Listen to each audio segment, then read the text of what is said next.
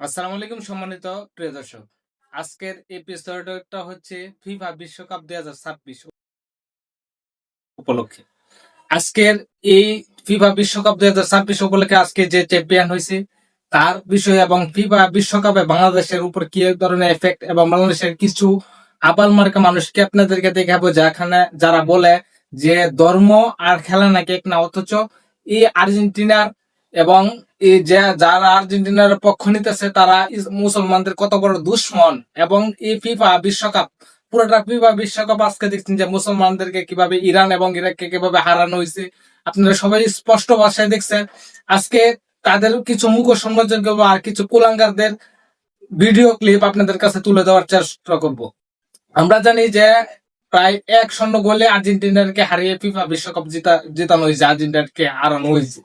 সেখানে স্পেনের যে বিষয়টা আজকে যে ফিফা বিশ্বকাপকে নিয়ে আজকে অনেকে বলছে যে এটা ফিফা বিশ্বকাপ একটা মানে খেলাকে ধর্মের সাথে না মেশানোর জন্য, কিন্তু আমরা দেখতে পাচ্ছি যে যে আর্জেন্টিনার যে প্রধানমন্ত্রী সে প্রকাশ্যে বলছে যে আজকে ফিফা বিশ্বকাপের যে টাকা এবং অর্থ তারা পাবে তারা সরাসরি ইসরায়েলের শিশুদেরকে সামরিক শক্তি এবং সামরিক প্রশিক্ষণ দেওয়ার জন্য ফিলিস্তিনদের ভিতরে ফিলিস্তিনদেরকে মানে অত্যাচার নিবারণ করার জন্য ইসরায়েলদের শিশুদেরকে ডোনেট করা হবে, অথবা তাদেরকে এই টাকাগুলো দেওয়া হবে যাতে ইসরায়েলের শিশুরা আরো মানে বড় হয়ে এবং প্রশিক্ষণ নিয়ে ফিলিস্তিনদেরকে বিভিন্ন ধরনের অন্যায় নিপীড়ন অত্যাচার করতে পারে তার জন্য। আর অনেকে বলছেন যে অনেকে দেখলাম যে একজনে বললো যে মেসি নাকি তার বাবা,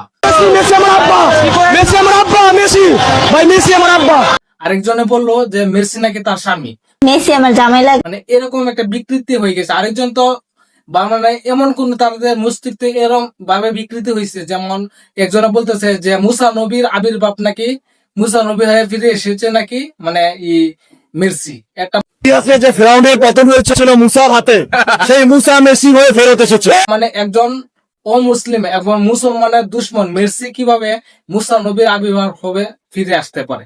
তারা হচ্ছে ফেরাউনের বিরুদ্ধে মুসা নবীর আবির্ভাব নিয়ে ফিরে এসে মানে মুসলমানদের, বাংলাদেশের মুসলমানদের কতটুকু গায়রত এবং কতটুকু ইমানি শক্তি আছে যে একটা সামান্য একটা খেলার জন্য এবং মুসলমান একজন বিধর্মী ব্যক্তিকে একজন নবীর সাথে তুলনা করতে পারে। আমার যে ভিডিওগুলো এই পর্যন্ত বাংলাদেশের মানুষ যে সব কাজ কর্মকাণ্ড করছে, যে বিভিন্ন ধরনের গরু দিয়ে খাওয়ানো হয়েছে, বিভিন্ন ধরনের আয়োজন করা হয়েছে, মানে একমাত্র একটা কথা চিন্তা করতে পারলো না যে যে ফিলিস্তিনের বিপক্ষে এবং ইসরায়েলের পক্ষে গিয়ে যে আর্জেন্টিনা প্রকাশ্যে বলতে পারে যে আমি সবচেয়ে ইহুদিবাদী রাষ্ট্রের মানে প্রতিনিধি, সবচেয়ে বড় এই দেশের দলকে, এই দেশটাকে কিভাবে মানুষ সাপোর্ট করে। যে মেসিকে নিয়ে কথা বলছেন, সে মেসি প্রায় 9 বছর একটা মহিলার সাথে মানে অবৈধ সম্পর্ক করার পর দুইটা বাচ্চা নিছেন বিবাহিত ছাড়া। এই ব্যক্তিকে বাংলাদেশের সমাজ এরকম ভাবে তারা পছন্দ করে, যার জন্য জানও দিতে পারছে। অনেকেই তো বলছে যে সে মেসি নাকি তার বাবা, অনেকে বলছে মেসি নাকি তার বাপ ছেলে, অনেকে বলছে যে মেসি নাকি তার স্বামী। এরকম বিকৃতি মস্তিষ্কের হলে মানুষ কতটুকু নিচে নামতে পারে এই বিষয়টা নিয়ে। আজকে আমরা যে মুসলমান জাতি, মুসলমান হিসাবে আমরা কি করতে পারছি? আজকে আমরা মেসির পক্ষে নিয়ে আমরা ফিলিস্তিনের বিরুদ্ধে যাচ্ছি। আমরা আজকে যে যে আর্জেন্টিনা ব্রাজিলের পক্ষ নিয়ে আমরা ফিলিস্তিনদের মানুষ এই শিশুদেরকে যেভাবে হত্যা করছে এবং বিভিন্ন ধরনের অন্যায় নিপীড়ন করছে তাদের পক্ষ নিতেছে। আমরা আমাদের মস্তিষ্কে তারা এমন ভাবে সৃষ্টি করছে যে আমরা চেষ্টা করলেও এটা থেকে বেরিয়ে আসতে পারছি না।